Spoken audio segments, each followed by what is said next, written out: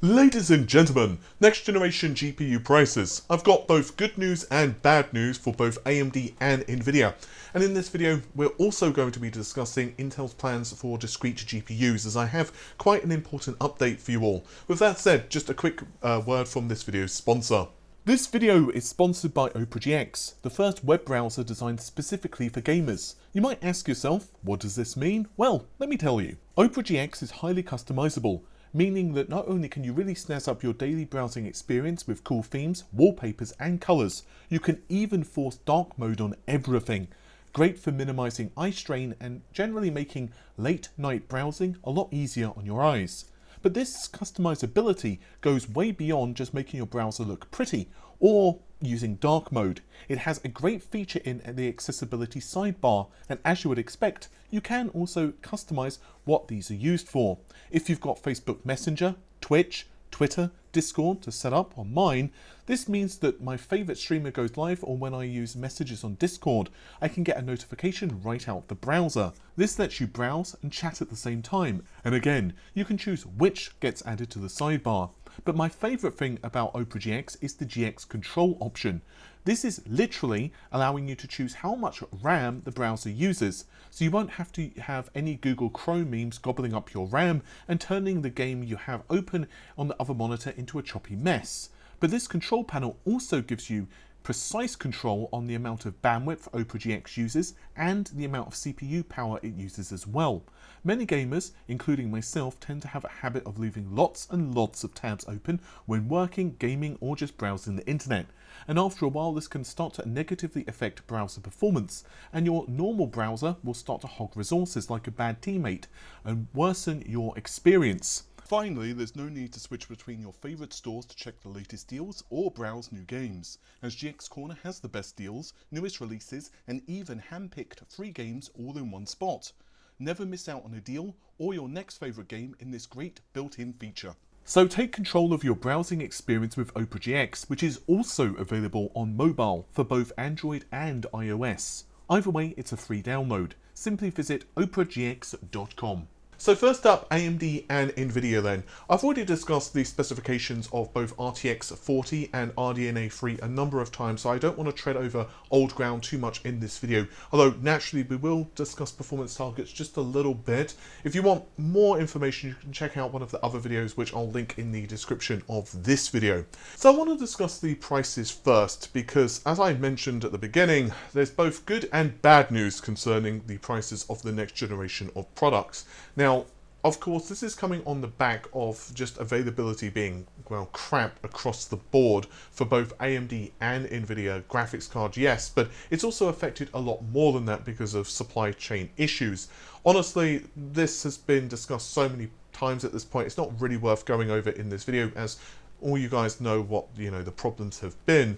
But ultimately, it has meant that MSRP of GPUs has been absolutely nuts. It's kind of funny because I know people who have not been able to get a card at MSRP, and so they've been forced to pay 2 times plus what they should have. And then I also have friends who just got absolutely ridiculously lucky and walked into a store and quite literally picked up an RTX 3090, and another dude picked up I can't remember if it was 6800 XT or a 6900 XT, but both were at MSRP, and those are the kind of people you want to throw tomatoes at. But being serious for a moment, ultimately it's just been really interesting in the market at the moment, and it's been pretty obvious that people are willing to pay absolutely absurd prices for flagship products. And given we've already seen cards from Nvidia and AMD be rather expensive, such as the RTX 3090 and previously the 2080 Ti wasn't exactly cheap, well, yeah, you kind of get where I'm going with this. So moving on to the next generation of products, there are of course going to be multiple different SKUs. The Navi 31 based GPUs are obviously going to be the most powerful, and they could be up to 3 times faster than the 6900 XT. But ultimately that is an awful lot of performance. With Nvidia, it's apparently around well, 2.2 to 2.4 is what I'm hearing, so I'm splitting the difference and saying 2.3 for the remainder of this video.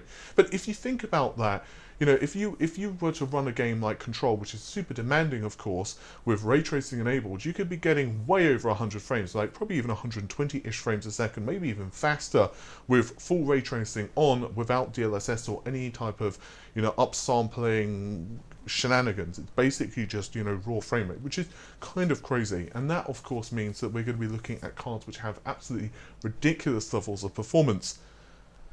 But this is where the bad news comes in. Yeah, for Nvidia, I'm hearing, and it's very important to note when it comes to flagship prices or any prices, until the card is actually just about to launch, prices can change. These are pricing targets. And this can really be affected by a lot of things that are happening in the industry, such as DRAM prices can move up and down, especially before, of course, these cards launch, which is going to be the latter part of next year. There could be major changes to availability, TSMC could adjust their prices, and so on, and so on, and so on. So basically, these are current pricing estimates that I'm hearing from multiple people. But yeah, for Nvidia, it is apparently going to be cheaper than AMD, and I'll get to why in just a moment. But basically, I'm hearing it's going to be the high end of $1,000 US. So think $1,500 US to 17. I've heard different prices. I've heard some people say it might be a little bit cheaper from one source, but the average so far has been around $1,600 to $1,700 US. Now, this is for a flagship product. I want to stress, this is not for like the RTX 4060. This would presumably be the RTX 4090 or whatever the flagship product for Nvidia ends up being. However, I am also hearing that prices across the board for the lower end SKUs is also going to be up, but I'll discuss again more about that in just a moment. For AMD, well, yeah, AMD are actually going to be more expensive than Nvidia. That's what I'm being told now by several people. And how much more expensive? Well, it could be over $2,000 for the flagship Nave 31 card. And the reason, well, there's a couple of reasons. One, they are utilizing extremely advanced packaging technologies. I won't cover them, you know, for the billionth time in this video, but yeah, I mean, this thing has like die stacking. They've basically gone back to the Jurassic era and resurrected dinosaurs to create this thing. It's you know, it's absolutely nuts what they've done, and ultimately throwing all of that stuff into a flagship product, which this is kind of nuts. And just to remind you guys, it's 3 times faster than the 6900 XT. I am hearing it is going to be faster than Nvidia. Now, ultimately, when it comes to performance targets or anything else, I will be really blunt with you all and say that until I see a bloody benchmark across multiple different games, I'm not going to 100% believe it. However, I've had so many people who have been very accurate previously who have told me the performance targets over and over and over again. I'm starting to at least have some level of faith that they are relatively true. So this means that AMD are going to be in a more unusual position where they basically have performance leadership. Now, this is not really surprising when you consider that, well, Nvidia are utilizing a monolithic die and AMD are, well, not. They are going, of course, MCM, chiplets, whatever you want to say at this point. And again, I don't want to go over the specifications again and again and again because we've talked about them so many times, but ultimately this means that even if they have a product which is only a little bit faster than Nvidia, they could charge for it. Nvidia have done it in the past, AMD have done it as well in the past, Intel have done it with CPUs, AMD have done it with CPUs, and the 5600, the 5800X were all more expensive, and now of course that we have older layout and Intel are bringing some competition, they are bringing the prices down somewhat. So it's a very interesting situation. So again, I want to stress, I am hearing like $2,000, and this is to say nothing of what AIBs will charge for, you know, the ultra powerful cards which have like, you know, factory overclocks and everything else. So just to remind you guys, I'm hearing that the TDP, again, I discussed this more in depth in another video. I'll link it in the video description if I remember, but otherwise it was the last video that was uploaded on the channel before this one. Just to remind you guys, I'm hearing that the TDP of the Navi 31 flagship is going to be around 375 watts. However, AIB cards apparently, that's the reference, just to be really clear. However, reference cards could be even higher. I'm hearing maybe even 450 watts, which is still a little lower than what Nvidia are apparently going to be aiming for the RTX 40 series. The RTX 40 is apparently going to be 500 watts plus. I'm hearing mixed information about the RTX 40. Some are saying it's 500 watts, others are saying it could be even 550 or maybe higher. So I'm saying 500 at the moment to be conservative. Either way, it's going to be a very interesting next generation of cards. The good news is though, if you want to say that, DLSS 3 is looking to be really good from Nvidia, and I do suspect that it's going to propel the mid-range products considerably up the echelons of performance, and I do suspect that Navi 33, which is a monolithic die, could actually be pretty reasonable, and it is going to be faster than the 69, nice, 100 XT by a decent margin. It's not going to be, you know, twice as fast or anything like that, but it will be decent. So, unfortunately, guys, yeah, the next generation of prices are just going to be expensive. The good news is that the performance targets are so high for the next generation that if you're running like a 1440p, 144, 165 hertz or whatever monitor, there's a very good chance you are not going to need it. But of course, that still doesn't bring you any comfort. By the way, just to emphasize, I mean, need the flagship product. But of course, that's not still going to bring you comfort when you're looking at the prices across the board. And this brings us to Intel, which many are having a lot of hope for. You know, what is Arc going to do? And ultimately, we know that the performance targets of Arc, which of course is the first generation of discrete cards from Intel, it's not amazing. I've discussed a billion times at this point, but think RTX 3070-ish. Now, previously on the channel, quite a while ago now, I don't remember how many months, the time just seems to have gone to a blur this year. It's like, you know, what, 5-6 weeks until Christmas, which doesn't feel like it should be a thing.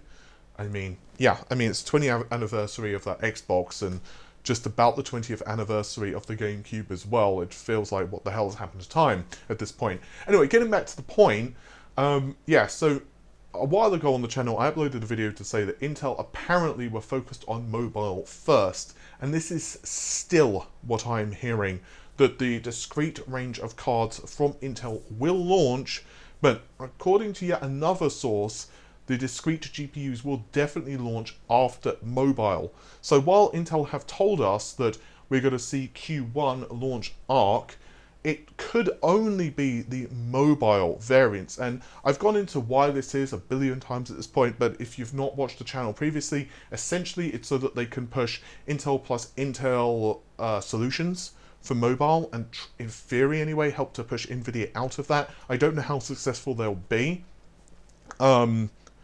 because Nvidia are just synonymous with graphics. I think that it's going to be a very interesting situation to see the two companies kind of fight, so to speak. But this also gives Intel some additional time to tweak things, software, that type of thing, and try to get like the launch as good as possible. I'm also hearing that yes, AIBs will be involved, so we will not just get the reference design, but we will see basically, you know, the usual suspects. And this is, by the way, not a list I was told specifically that I'm going to read out here, but just examples. You know, we could see Asus, MSI, Zotac, whomever. You know, if they already have a partnership with Intel, say for example EVGA, they have a partnership already with Intel with motherboards. MSI, same thing. Gigabyte, same thing. It's not exactly too difficult to be like, I wonder if they're going to produce a graphics card or not. There's a very good chance, obviously, they will, which in theory anyway will mean that we're going to get a plethora of cards available from, let's say, MSI. We could see them push AMD, Nvidia, and Intel graphics cards. It's going to be interesting from a marketing / shelf space perspective because, yeah, I mean, a lot of the margins on graphics card sales are not too good, at least on the lower end cards. Like if you're going for the, you know, the super duper, it, you know, makes you coffee in the morning cards, you know, the Gaming X Trios from MSI or whatever from, you know, EVGA or Asus or whomever. you know, those typically obviously have better margins, even though they are cherry picking silicon and stuff, because, yeah, you know, I'm kind of saying obvious stuff here, but it's going to be very interesting because therefore a lot of the, you know, marketing cash actually does come from the likes of Intel or AMD. You know, laptops, for example, a lot of MDF marketing development funds come from AMD or Intel or whomever to push this stuff. So it'll be very interesting to see what the dynamics are and how Nvidia, AMD, and Intel do try to basically get the favor of these companies. I think that Arc, the first generation, is still only going to have a relatively short shelf life. I was told it by one source that it might be, you know, 9 months at maximum before it's replaced. But that's, you know, kind of what we're seeing as well with Intel. Like Alder Lake, it's a great architecture, but it's going to be replaced relatively quickly with its successor, excuse me. And then obviously this is going to be a kind of a thing. Intel have basically publicly said that they want to iterate as quickly as possible.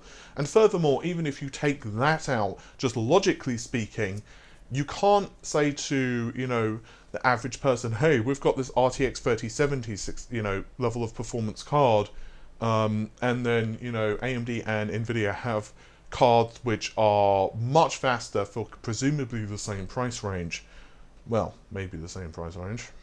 It'll be very interesting to see what the next generation holds, I feel.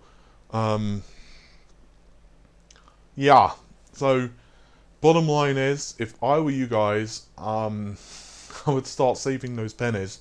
And it does kind of suck in many ways, not just, you know, in the fact that our wallets, but I suspect that it could actually start to really impact the growth of PC gaming if the flagships are super duper expensive. The thing is though, I'm curious how many of you guys, and do let me know in the comments below, how many of you guys actually buy flagship products? Because, you know, I have friends who do, but I also have a lot of friends who buy kind of mid-range or lower mid-range, and then you have the people who buy the sweet spot cards. You know, these are the kind of GPUs like, for example, Vega 56, or the GTX 1070 is a great example, or maybe even the 1080 when the 1080 Ti launched, or I guess in, well, okay, I was going to say modern era talking, but obviously with the prices it's kind of hard because MSRPs are all over the place. But it would be, if MSRPs were real, it would be something like, you know, the RTX 3070 or maybe the 3080 or whatever. They don't quite go for the upper echelon, but they go really quite high. And of course that does also depend on things like your monitor. So let me know, guys, what kind of performance levels card do you normally go for? You know, if you're going with AMD, for example, would you buy the 6800, the 6700, the 6800 XT, the 6900 XT? Yeah, just let me know. With that said, thank you very much for checking out the video. I'll see you soon. Take care of yourselves. And yeah, bye for now.